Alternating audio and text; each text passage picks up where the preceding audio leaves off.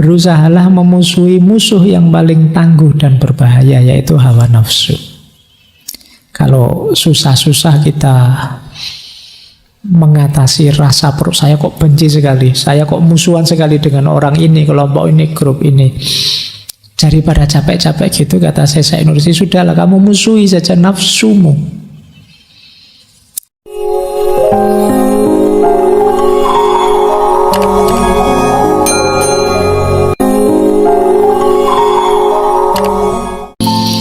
Saya lanjutkan. Sekarang mulai tentang lawannya perdamaian. Ya, beliau itu agak kecewa dengan dunia politik, karena beliau melihat ternyata politik selama ini lebih banyak dijadikan jalan melampiaskan nafsu, hasrat, kepentingan kelompok duniawi. Beliau punya beberapa teman yang dia lihat setelah masuk ke dunia politik kok berubah orang ini. Semula idealis luar biasa, tapi begitu masuk politik jadi rusak. Akhirnya beliau menarik diri dari dunia politik. Beliau mundur dari ranah politik. Makanya terkenal sekali itu kalimat dari beliau, a'udzubillahi minasyaitoni wa minasyiyasah. Jadi aku berlindung pada Allah dari setan dan dari politik. Ya, yang beliau maksud itu politik yang buruk, politik yang egois, yang hanya mengedepankan kepentingan pelakunya saja, yang kadang-kadang bisa merusak moral, merusak akhlak. Jadi itulah yang membuat beliau menarik diri, meskipun beliau sering disusahkan oleh politik. Beliau juga bilang, kami tidak memiliki tongkat politik di tangan kami. Kami memiliki dua tangan yang dengannya kami memegang cahaya. Apabila kami memiliki 100 tangan, kami akan memegang lebih banyak cahaya lagi. Makanya tulisan-tulisan beliau dikenal risalah cahaya, risalah an-nur. Jadi kami membawa cahaya. Menurut perspektifnya Syekh Nursi, cahaya itu tidak bisa dihalangi kehadirannya. Kalau datang ya langsung, beda dengan tongkat. Makanya istilahnya tongkat politik.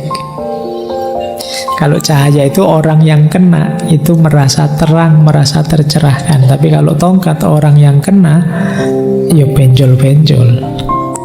Maka kami tidak punya tongkat politik. Yang kami punya dua tangan yang memegang cahaya. Kenapa beliau melihat politik ternyata bisa merusak orang?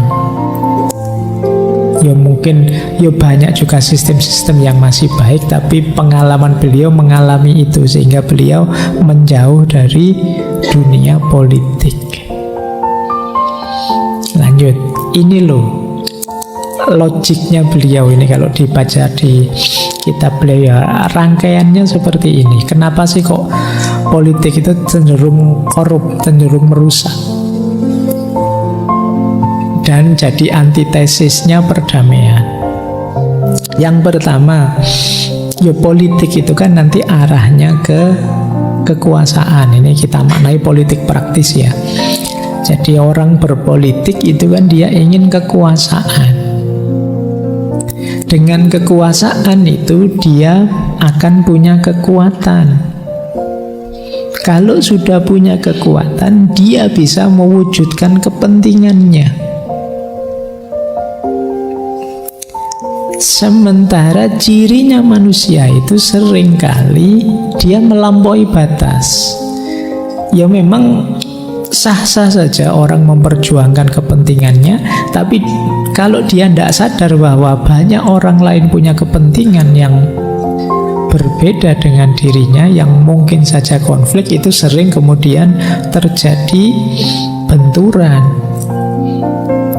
Jadi politik itu demi kekuasaan. Ketika sudah dapat kekuasaan, dia akan punya power, punya kekuatan. Kalau sudah punya power, akan dia pakai untuk mewujudkan keinginannya atau kepentingannya,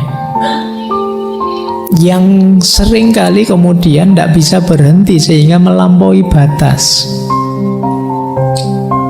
dia tidak sadar kalau itu nabrak kepentingannya orang lain, menyusahkan orang lain, menyulitkan orang lain, karena dia punya kekuatan untuk menghidupkan kepentingannya.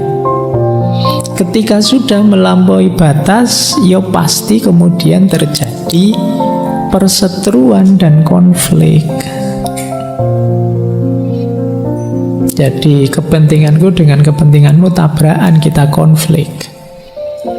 Yang itu biasanya ya karena egoisme masing-masing pihak. Yang terjadi apa? Agresi, masing-masing saling menyerang. Kalau sudah agresi ya pasti itu sudah tidak perdamaian lagi dan akan hilang kebahagiaan. Ini kata Said Nursi rutenya kenapa beliau mengkritik model politik yang semacam ini. Jadi yang hanya mengedepankan kepentingan pihak-pihak yang bermain. Karena orang berpolitik tujuannya kekuasaan. Kalau sudah dapat kekuasaan, dia punya power untuk mewujudkan keinginan. Ketika keinginan itu tabrakan dengan keinginannya orang lain, maka terjadi konflik. Dalam konflik terjadi saling menyerang, saling menjatuhkan. Akhirnya hidup kita tidak bahagia. Maka daripada susah-susah, terus beliau ini tadi, a'udzubillahi minasyaitonir wassiyasa. Oke, ya ini versi beliau ya, kalian boleh tidak setuju. Saya takut ini ada yang tahun depan nyalek. Semoga tidak mundur karena ini. Ini pengalaman-pengalaman traumatik beliau saja. Ya memang diakui memang ada kan pola gaya berpolitik yang semacam ini.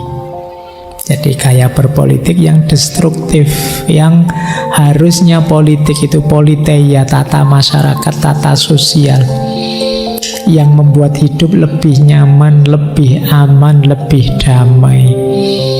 Seperti di konsep-konsepnya Aristoteles dan kawan-kawan. Tapi kan dalam prakteknya kemudian sering disesatkan oleh kepentingan-kepentingan yang tidak seharusnya. Inilah yang membuat Said Nursi kemudian mundur dari ranah politik, lebih suka bergerak lewat jalur pendidikan. Meskipun ya resikonya beliau bolak-balik kena hukuman, khususnya diasingkan. Nah, kita lanjutkan. Lawannya perdamaian lagi adalah kebencian dan permusuhan. Beliau punya beberapa asumsi menarik tentang permusuhan dan kebencian ini. Kata beliau begini, kalau kita membenci atau memusuhi orang, ini sebenarnya kita sedang melakukan ketidakadilan. Kenapa begitu? Kata Said Nursi begini, kalau kita membenci dan memusuhi orang, itu kan berarti kita menganggap dia salah sepenuhnya. Padahal mungkin yang salah itu hanya satu bagian kecil saja dari hidupnya. Tidak sepenuhnya, hanya satu sifat ini saja yang jelek, yang lain tidak. Tapi kan kita memusuhinya total. Kita tidak senang, membencinya kan total. Akhirnya apa? Ya sudah, kita tidak adil padanya. Kalau ada orang misalnya bohong padamu, bohong itu kan mungkin aspek ketika dia bicara, itu dia sering bohong. Tapi mungkin ketika dia memberi nafkah istrinya, ketika dia ngomong anaknya dengan penuh kasih sayang, ketika dia melakukan mungkin makan demi kesehatannya, ini kan hal-hal yang positif. Tapi kalau kita memusuhi dan membenci orang, seringkali hanya karena satu sisi negatif, sepenuhnya dirinya kita benci. Ini kata Said Nursi, tidak adil. Maka membenci dan memusuhi, kebencian dan permusuhan itu sebenarnya setara dengan ketidakadilan. Hanya karena kamu diputus, dia punya pacar baru, terus kamu benci dia sepenuhnya, padahal mungkin ya hanya pada satu aspek itu saja dia mengecewakanmu. Di banyak aspek hidup dia yang lain sebenarnya ya kontribusinya banyak untuk dirimu, tapi tidak kamu hitung.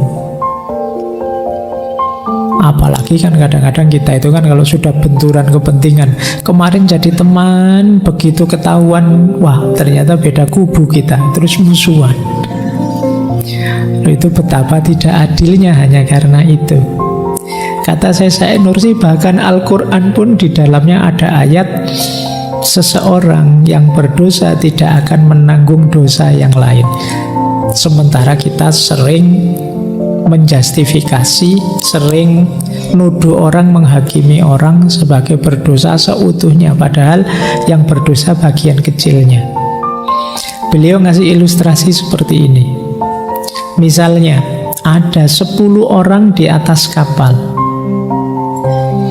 Dari 10 ini yang 9 orang jahat, yang 1 orang baik. Terus ada orang datang, wah ini kapalnya kita bom saja, kapalnya kita bakar saja, biar orang-orang jahat ini mati semua. Tapi dia lupa bahwa ada 1 orang baik di situ. Kalau kita bakar kapal itu seutuhnya, ya kita tidak adil pada 1 orang baik ini. Dan itu tidak dibenarkan, kata Syekh Said Nursi. Nah, pandangan ini kalau di cross checkkan dengan manusia itu tidak ada yang sepenuh dirinya, totalitasnya buruk. Selalu ada sudut-sudut kecil yang itu bisa bernilai baik. Berarti apa? Ya kebencian dan permusuhan itu kalau bisa mbok kita hapus saja. Ayo yang adil deh. Aku ndak suka sih sifatmu yang suka bohong. Itu kan berarti bukan orangnya yang aku benci, tapi bagian kecil dirimu itu saja. Yang kalau kamu berubah, ya aku akan suka lagi dirimu sepenuhnya. Tapi kita sering mengeneralisir orang sepenuhnya bahwa dia jelek. Orang ini kalau ngomong jelek, orang ini kalau suka bohong, orang ini suka menyakiti. Kita sering totalitas menjudge orang, menghakimi orang seperti itu. Kalau kata Syekh Nursi, itu tidak adil. Dan setiap ketidakadilan nanti akan dimintai pertanggungjawaban. Berarti kebencian dan permusuhan yang kita tebarkan, yaitu nanti akan dimintai pertanggungjawaban oleh Allah. Harusnya yang salah hanya 10, tapi kita nganggap salahnya 100. Nah, itu kan kita salah kalkulasi tentang orang yang kita benci. Makanya beliau ngasih tips jalan aman saja. Kata beliau, kalau engkau ingin permusuhan, musuhilah rasa permusuhan yang ada di hatimu. Berjuanglah untuk memadamkan api permusuhan itu dan cabutlah hingga ke akar-akarnya. Berusahalah memusuhi musuh yang paling tangguh dan berbahaya, yaitu hawa nafsu. Kalau susah-susah kita mengatasi rasa perut, saya kok benci sekali, saya kok musuhan sekali dengan orang ini, kelompok ini, grup ini, daripada capek-capek gitu, kata Syekh Nursi, sudahlah kamu musuhi saja nafsumu, dorongan-dorongan negatif yang ada dalam dirimu. Ya karena memusuhi orang itu kan merusak kita sendiri sebenarnya.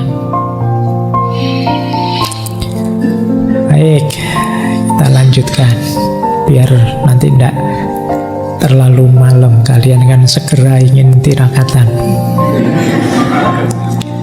Oke ya, intinya kita disuruh jauh-jauh menghindar dari sikap permusuhan. Nah sekarang caranya gimana sih? Tips-tips kita bisa menghindarkan permusuhan.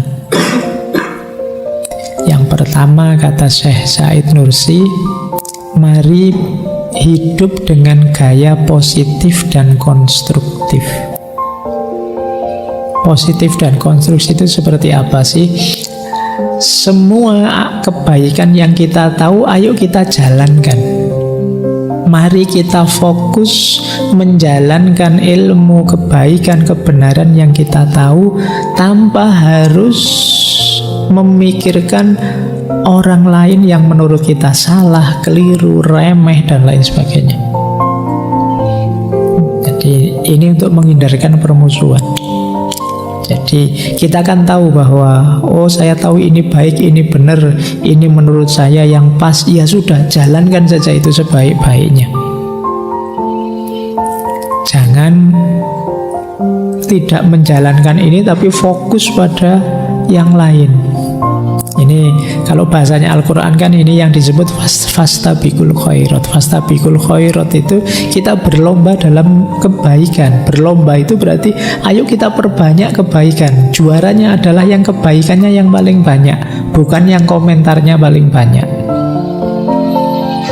Kita sering lebih sibuk ngomentari buruknya orang lain dibandingkan menjalankan baik yang kita yakini, menjalankan kebaikan yang kita yakini. Akhirnya apa?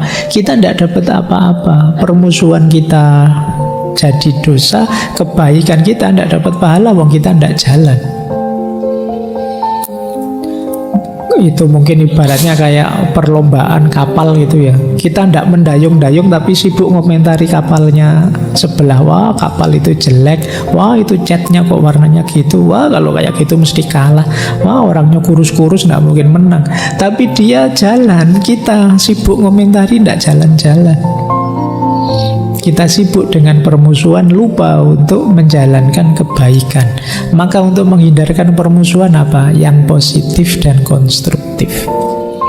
Ayolah kita jalankan kebaikan saja sejauh yang kita tahu.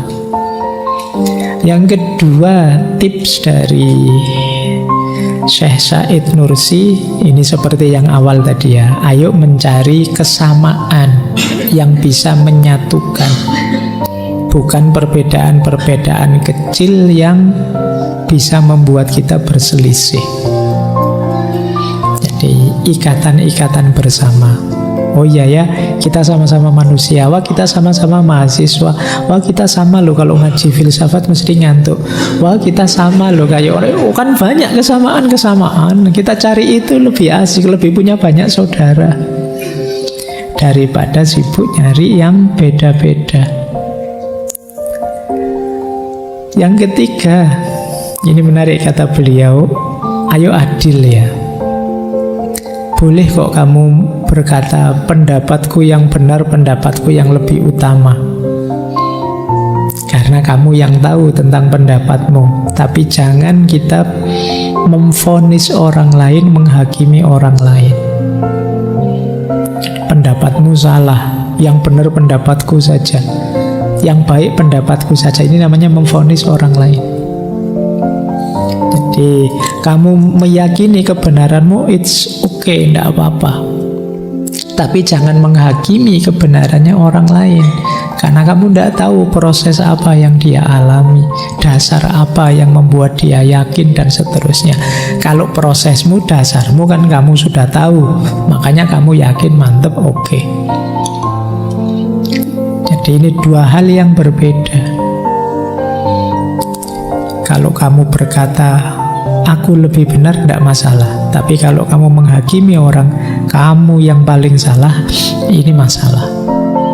Jadi yang pertama tidak apa-apa, yang kedua jangan, karena bisa melahirkan permusuhan. Lanjut. Yang kedua, ini yang bagian selanjutnya, untuk menghindari permusuhan apa?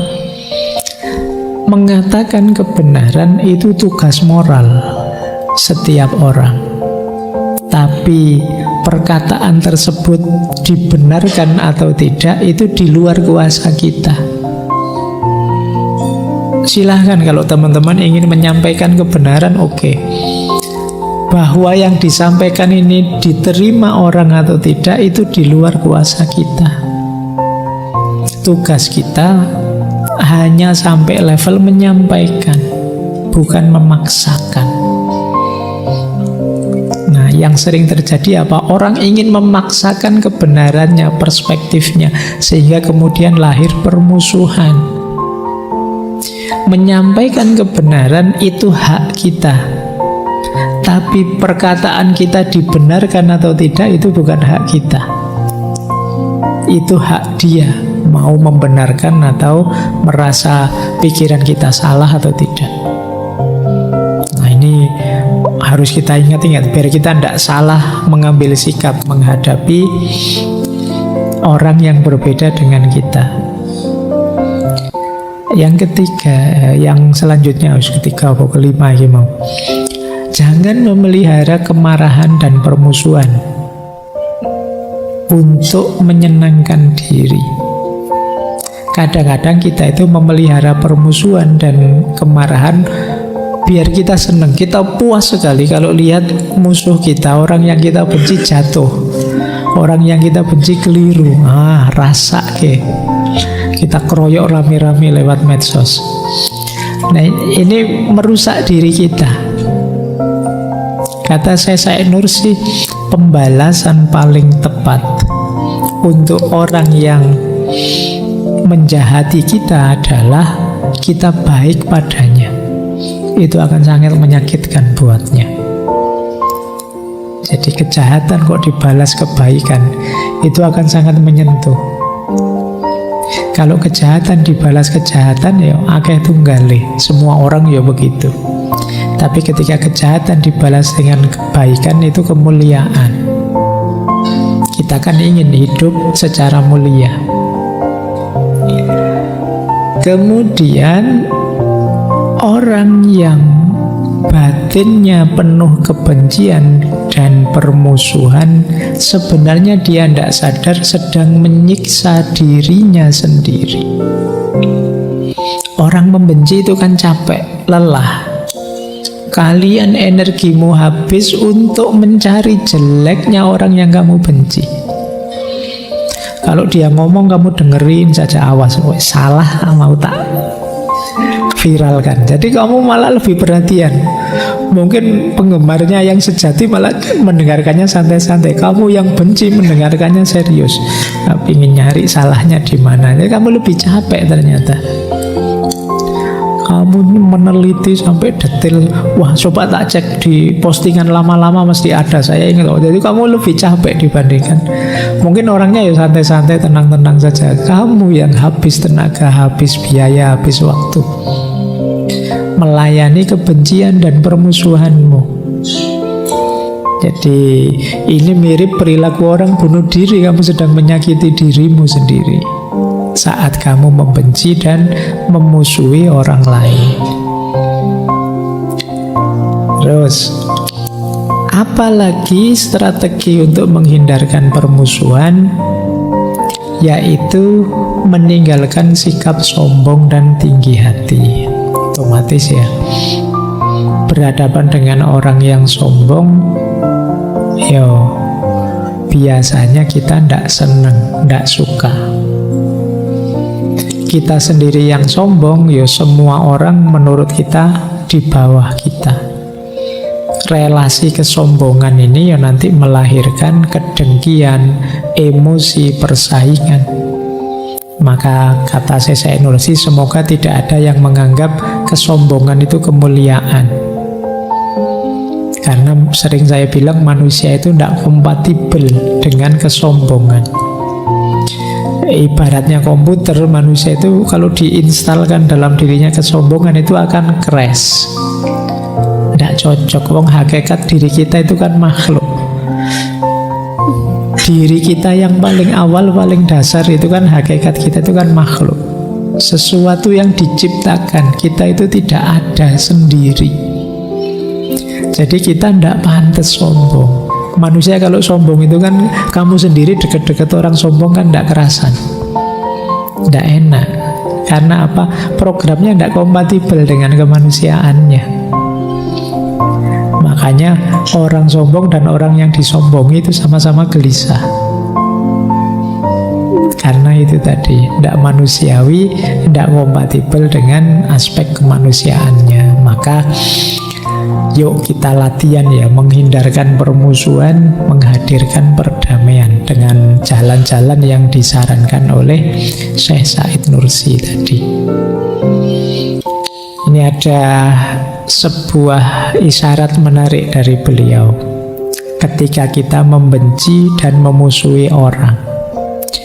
Pertanyaan beliau begini, apakah bijaksana dan adil bagi seorang mukmin memendam kebencian dan permusuhan berlama-lama kepada saudaranya hanya karena persoalan sepele yang bahkan tidak pantas menyebabkan timbulnya permusuhan selama sehari?